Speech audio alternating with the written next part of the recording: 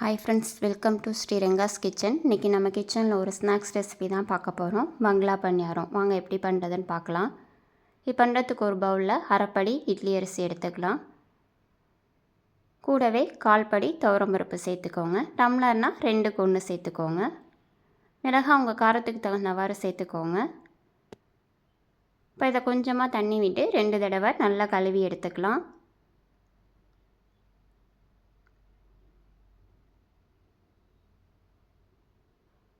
இப்போ இதை ஒரு 2 மணி நேரம் போல் நல்லா நம்ம ஊற வச்சு எடுத்துக்கலாம். இப்போ 2 மணி நேரம் போல் ஆகிருக்கு. இப்போ 3 டேபிள் ஸ்பூன் வர கொத்தமல்லி, 2 டேபிள் ஸ்பூன் சோம்பு சேர்த்துக்கலாம். நம்ம ஊற வச்ச அரிசி நல்லா வடிகட்டி இந்த மாதிரி எடுத்துக்கோங்க. இது கூட உப்பு, பெருங்காயத்தூள் சேர்த்து இந்த மாதிரி கொரகொரப்பாக கிரைண்டரில் அரைச்சி எடுத்து வச்சுக்கோங்க. இப்போ நான் சின்ன வெங்காயத்தை பொடியாக நறுக்கி எடுத்திருக்கேன். இப்போ இதை சேர்த்துக்கலாம். வெங்காயம் நிறையா சேர்த்துக்கோங்க, அப்போ தான் இது உங்களுக்கு நல்லா டேஸ்ட் கொடுக்கும். கூடவே பொடியாக நறுக்குன கருவேப்பிலை, கொத்தமல்லி இலையும் சேர்த்துக்கலாம்.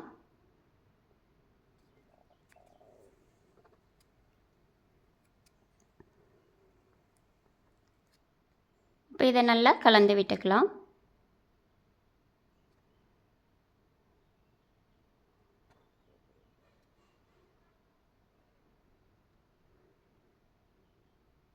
சின்ன வெங்காயம் நிறைய சேர்த்து பண்ணுங்கள், அப்போ தான் உங்களுக்கு இது நல்லா டேஸ்ட்டாக இருக்கும்.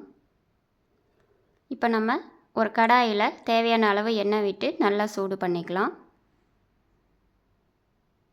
எண்ணெய் சூடானதும் நம்ம கொஞ்சம் கொஞ்சமாக இதில் உருட்டி சேர்த்துக்கலாம். உங்களுக்கு பெருசாக வேணாலும் பெருசாக உருட்டிக்கோங்க.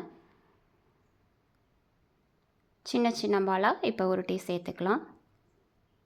இப்போ இது வேகட்டும்.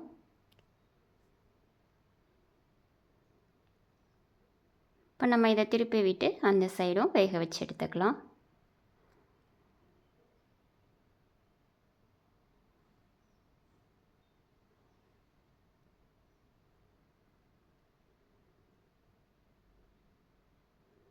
ரெண்டு சைடுமே நல்லா ஈவனாக வெந்திருக்கணும்.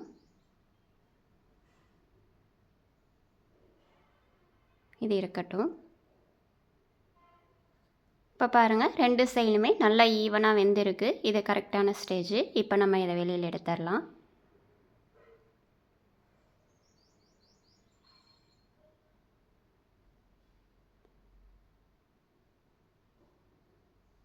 அவ்வளோதான், நம்மளோட பங்களா பணியாரம் சூப்பராக ரெடி ஆகிடுச்சு. நீங்களும் உங்கள் வீட்டில் இதே மாதிரியே ட்ரை பண்ணி பாருங்கள். உங்களுக்கு இந்த வீடியோ பிடிச்சிருந்தா லைக் பண்ணுங்கள், ஷேர் பண்ணுங்கள், கமெண்ட் பண்ணுங்கள். மறக்காமல் சப்ஸ்கிரைப் பண்ணுங்கள். தேங்க்யூ ஃபார் வாட்சிங்.